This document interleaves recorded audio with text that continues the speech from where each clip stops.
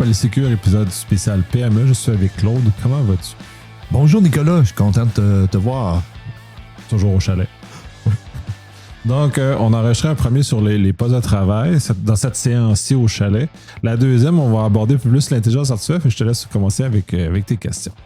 Oui, bonjour. Dans le fond, je suis content de participer à ce même podcast au chalet. Dans le fond, j'aimerais ça, on va aborder l'IA. Parce que je pense que l'autre jour, on en a parlé, mais je vais mettre je vais poser des questions. Puis on va essayer de voir parce que je vois qu'il y a une tendance au niveau des PME d'utiliser l'IA pour n'importe quoi, sur n'importe quel sujet. Puis je veux savoir au niveau de la sécurité, qu'est-ce que ça implique. J'aimerais ça que tu le redises. Comment que ça pense une IA? Et puis, ça pense-tu vraiment? Ça pense pas. L'IA, c'est juste un modèle statistique qui prédit le prochain mot dans une phrase. Donc, ça n'a aucune capacité de réflexion. Même si certains modèles prétendent qu'ils réfléchissent, le seul fonctionnement que ça a, ça fait juste comme rerouler sur lui-même. Fait qu'ils font juste relancer le volet statistique sur lui-même. Donc, ça a une certaine mesure, puis c'est les données d'entraînement qui vont donner quelque chose. Ça ne réfléchit pas. Donc, c'est juste appuyé sur l'ensemble de la connaissance. Donc, c'est une très grande bibliothèque. Très grande. Encore là, c'est pas un engin de recherche. Je veux pas que les gens pensent qu'en posant une question, ils vont avoir nécessairement une bonne réponse de l'IA, mais c'est vraiment juste un modèle statique qui prévoit le prochain mot selon les données d'entraînement qui ont été consommées pour y arriver. Autrement dit, tu as plus de chances d'avoir la bonne réponse si tu poses une question dans Google que à l'IA. Je t'aurais dit oui jusqu'à temps que Google mette l'intelligence artificielle en entrée de jeu. Là. Effectivement, dans une recherche, dans une base de données, c'est comme ça d'aller dans une vraie bibliothèque, de poser la question, d'avoir le livre et de chercher. Tu as plus de chances d'avoir la bonne réponse comme ça que d'espérer que quelque chose qui a lu en diagonale, parce que l'intelligence artificielle a lu en diagonale le contenu, soit capable de retenir des concepts sophistiqués qu'on pourrait trouver dans un livre dans lequel on irait lire nous-mêmes le dit contenu. Là. OK, je ne ferai pas de joke avec mon nom puis le nom d'un IA que tout le monde connaît. Notamment, oui. J'aime bien parler à Claude. C'est bien. Y a-t-il des avantages pour une PME d'utiliser l'IA? Oui, il y a des gains. Quand c'est bien fait, il y a des gains assez intéressants à aller obtenir par rapport à l'usage de ça.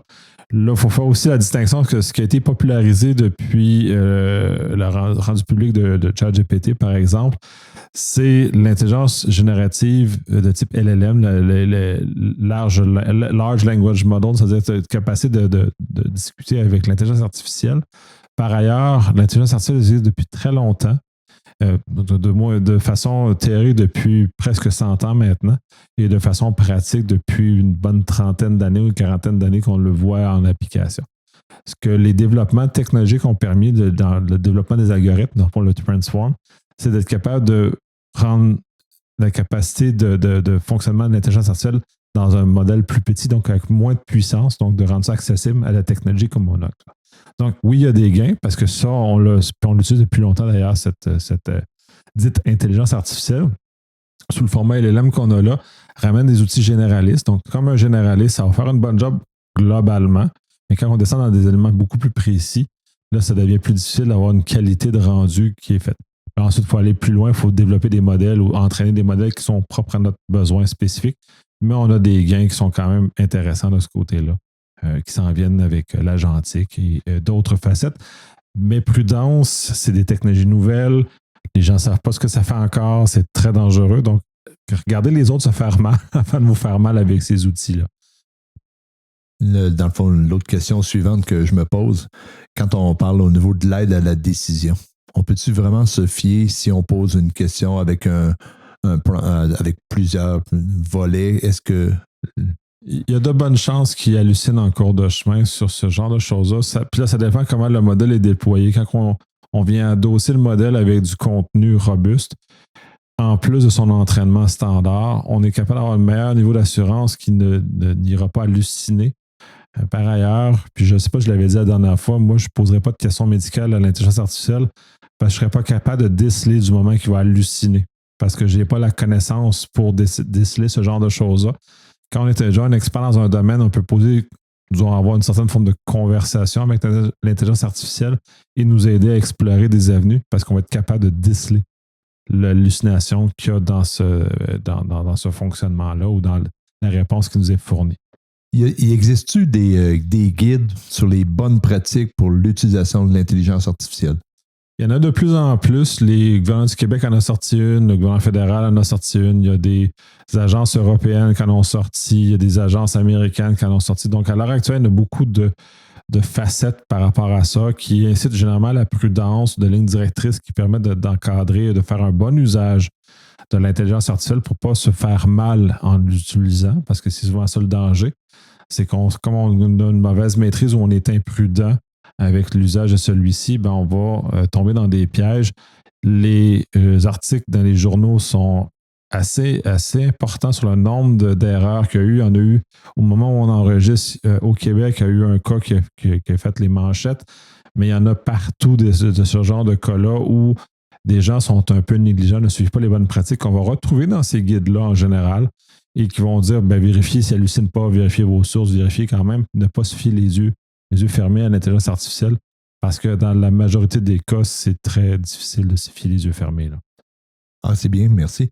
Dans le fond, on va parler aussi dans les PME. Il y a beaucoup de développement qui était sûrement fait, il était toujours fait à date par l'externe. Maintenant, ça fait du code, il paraîtrait. Oui, ça fait du vibe coding. D'ailleurs, on s'est amusé avant de commencer à enregistrer à faire des traductions qui étaient particulièrement comiques. Et essentiellement, c'était plus vers la fainéantise dans laquelle ces éléments-là sont sortis. Moi, c'est très drôle. On revient un peu, puis le préambule est intéressant, puis la façon que tu as posé les questions, c'est que quand on va faire du vibe coding, c'est qu'on va embaucher un employé non spécialisé pour faire une tâche spécialisée. Donc, c'est comme si on voulait faire construire un meuble par quelqu'un qui n'a pas beaucoup de connaissances. Donc, ce n'est pas un ébéniste qui est spécialisé, que c'est son travail, qui a de l'expérience, qui a de la formation dans ce métier-là, va faire un meuble top. Si tu demandes à quelqu'un qui a gossé un peu, mais pas plus d'expérience que ça, va te gosser un meuble. Et ce meuble-là, il ne sera pas nécessairement robuste, il ne sera pas nécessairement élégant, il ne sera pas nécessairement durable. Le vibe coding, c'est essentiellement la même chose. C'est comme de demander à quelqu'un de non spécialisé de nous faire un meuble spécialisé, une fonction spécialisée et d'espérer que ce code-là va être durable dans le temps. On utilise le terme dette technologique en général dans le domaine pour exprimer cet élément-là où on doit rénover rapidement. Donc, comme dans la construction, comme dans la fabrication, si on a une construction de faible qualité, on va devoir la remplacer beaucoup plus rapidement parce qu'elle va briser plus rapidement, elle va s'abîmer et peut-être que sa qualité est tellement faible qu'on va devoir le remplacer au complet parce qu'on n'est pas capable de rien faire avec. Le vibe coding, c'est la même chose, donc on crée une dette. Donc, on va devoir remplacer ou rénover ces composants-là qui ont été vibe codés par du code normalement par des humains, parce que c'est ça que les compagnies font à l'heure actuelle, parce qu'ils se rendent compte qu'il y a des limites à ce qu'on peut faire avec du vibe coding. Et c'est d'espérer que la personne qui vibe code a ce degré de connaissance. L'exemple en son menuiserie, par exemple, ou bénisterie est un bel exemple.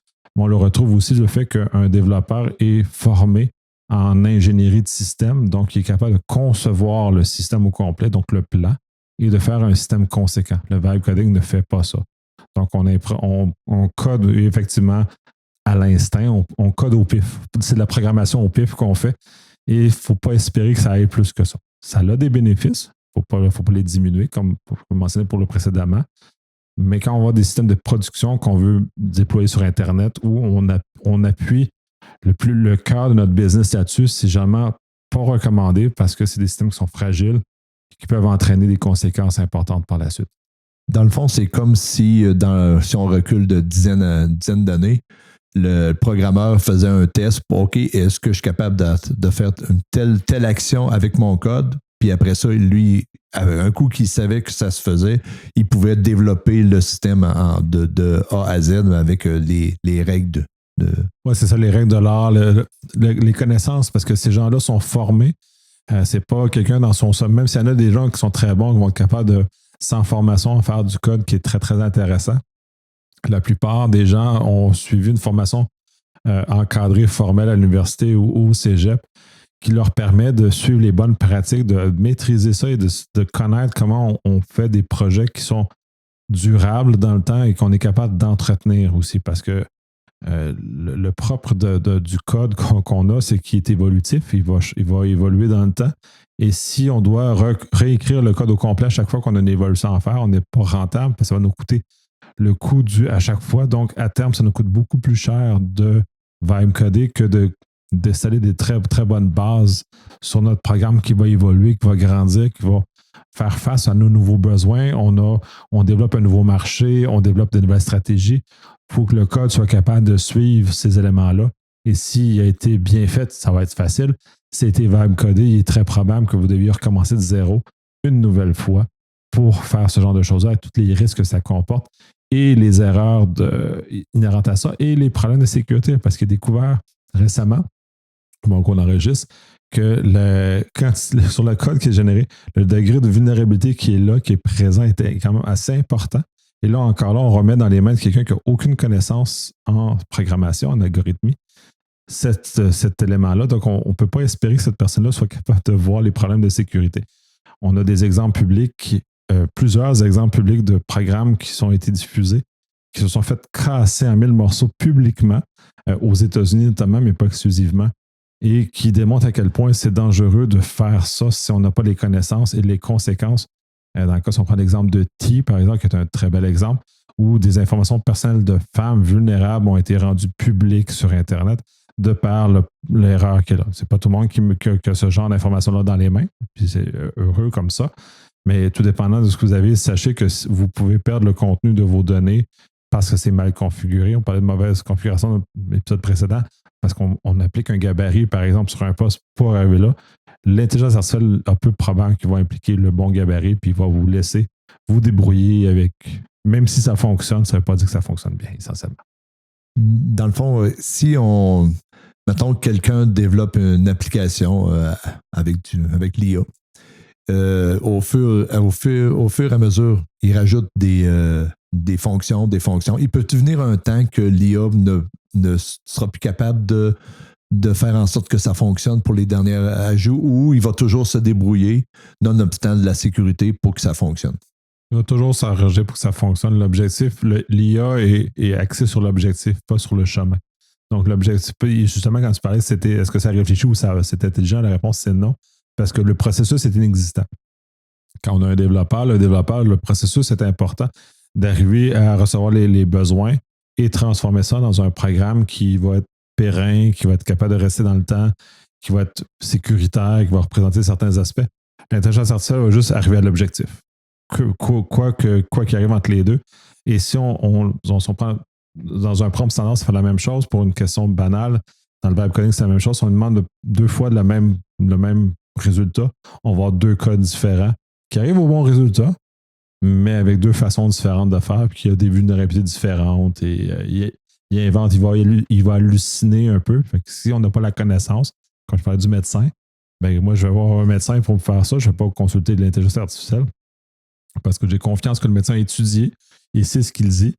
J'ai beaucoup moins confiance que l'intelligence artificielle arrive à ce genre de choses-là. Donc, pour le vibe coding, c'est la même chose. On est en train de créer des pièces d'infrastructure massives dans notre société sur des choses qui sont construites par des gens qui ont des machines qui n'ont pas la connaissance. Dans le fond, ce qu'ils appellent, dans le fond, l'illusion de qualité. Oui, c'est une belle façon de le représenter parce que comme ça arrive à l'objectif, on est moins regardant comme humain, savoir est-ce que ça le fait bien. Et on ne tend pas à regarder si ça le fait bien, mais ça arrive juste à l'objectif. Là, c'est une question que je pense que les gens qui utilisent l'IA pour programmer n'ont peut-être pas pensé. C'est quoi les droits d'auteur au niveau de leur code qui mettent du temps? Là, on ne dit pas qu'il n'y a pas de temps de mis là-dessus, mais c'est quoi la résultante de tout ça? C'est intéressant de l'aborder comme ça. Puis ça c'est sur la globalité de ce que l'intelligence artificielle va générer. À l'heure actuelle, au moment où on enregistre, il y a un jugement aux États-Unis qui est sorti, qui ne reconnaît pas de droit d'auteur de ce qui est généré par l'intelligence artificielle. Donc, si vous faites des images, du texte, du code, celui-ci n'est pas protégé par le droit d'auteur. Donc, c'est comme du code public essentiellement qui est fait en l'occurrence parce que le code Il y a comme un seuil minimal à atteindre selon le jugement. Je n'ai pas lu le jugement, j'ai juste lu quelques éléments qui me permettent de conclure à ça. Donc, il y aurait un seuil minimal à atteindre pour que le code soit protégé. Donc, si pour un codeur comme ça, si vous l'utilisez de façon sporadique pour vous aider à quelques petits éléments dans un très grand code, bien, juste ces éléments-là sont tellement petits que l'ensemble du code et ces informations-là demeurent protégées. Si 90% de votre code est généré par la machine, il est fort probable que ce code-là ne soit pas protégé. La conséquence de ça, c'est que si on vous le vole, vous n'avez aucun recours pour vous protéger. Fait que il n'y aura pas de poursuite possible pour vous autres, donc vous avez essentiellement perdu ce que vous avez fait. Mais moi, mettons que je suis une PME, puis je te dis, ben moi, j'ai pas de problème avec ça. C'est une licence pro que j'utilise. Ça me protège-tu? Ben, au niveau de ça, c'est un aspect distinct. Le niveau droit d'auteur, ça, c'est un volet, ça, sur le contenu. L'autre, la licence pro, où je pense que tu veux te diriger, c'est la réutilisation de ce qu'on envoie. Donc, la protection de notre droit, de notre propriété intellectuelle à l'intelligence artificielle. Parce qu'il y a beaucoup de gens qui transfèrent beaucoup d'informations vers l'intelligence artificielle. Les seuls modèles à l'heure actuelle qui protègent de facto, donc la confidentialité, donc ne réutiliseront pas nos informations sur leur bonne parole, parce qu'on s'entend qu'on envoie ça dans des grandes compagnies, puis on espère qu'ils respectent leurs paroles. C'est les modèles, c'est les licences de type entreprise. On va trouver ça avec Copilot, par exemple, avec Gemini. Quand ils sont rattachés à une licence entreprise avec, je nomme M365 chez Microsoft ou Google Workspace du côté de Google, vont être protégés. Et c'est les licences entreprises parce qu'on peut avoir des licences inférieures du côté de M365 et Google Workspace et à ce moment-là, les protections ne sont pas présentes.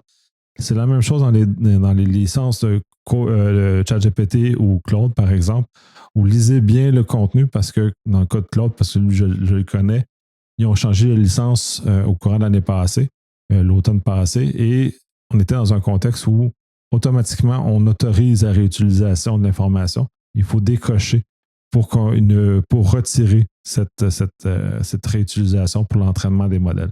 Donc, il faut être très prudent parce que ces compagnies-là ont un très gros appétit qu'on les nourrisse avec nos informations. Donc, il faut être très prudent quand on dépose ces informations-là.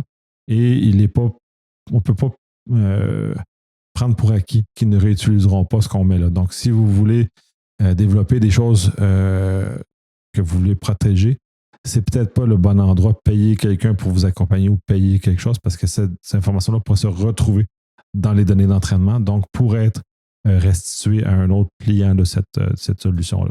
Ça veut dire, entre autres, que le code qui a été généré pourrait être réutilisé ou ça ne s'applique pas dans ce cas-là? Ça pourrait être réutilisé. C'est-à-dire que le code qui génère comme ça fait partie de sa base d'entraînement, fait qu'il se réentraîne comme ça, à savoir les prompts et les réponses qu'il donne vont servir à réentraîner. Et du code comme ça, de toute façon, il n'est pas protégé par le droit d'auteur parce qu'il l'autorise à cette réutilisation-là.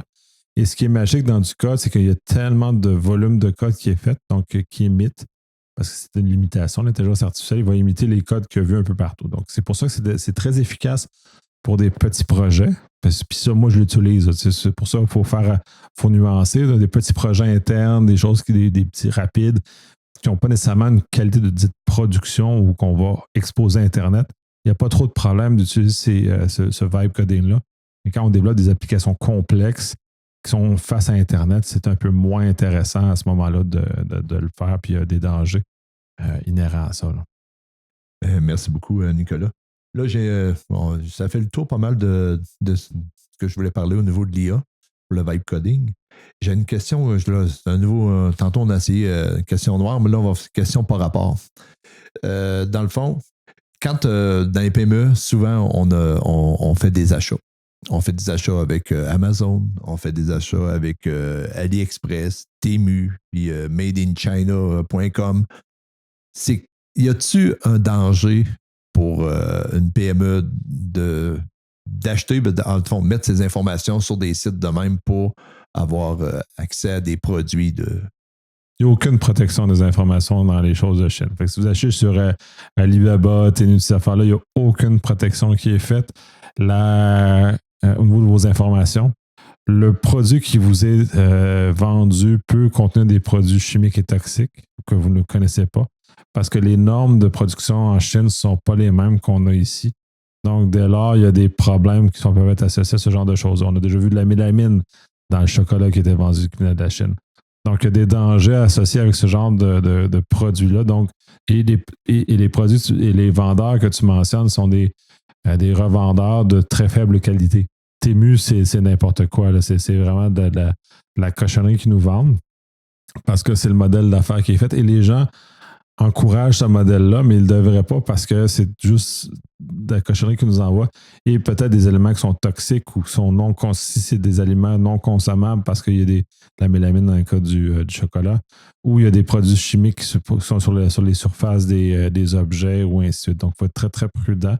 Et il n'y a aucune loi de protection. Fait que si on envoie toutes nos informations, ben, la compagnie là-bas va le revendre à n'importe qui d'autre en Chine. Et le gouvernement chinois accède à toutes les informations qui sont des compagnies chinoises. Fait que c'est pas top, c'est pas la meilleure chose qu'on fait.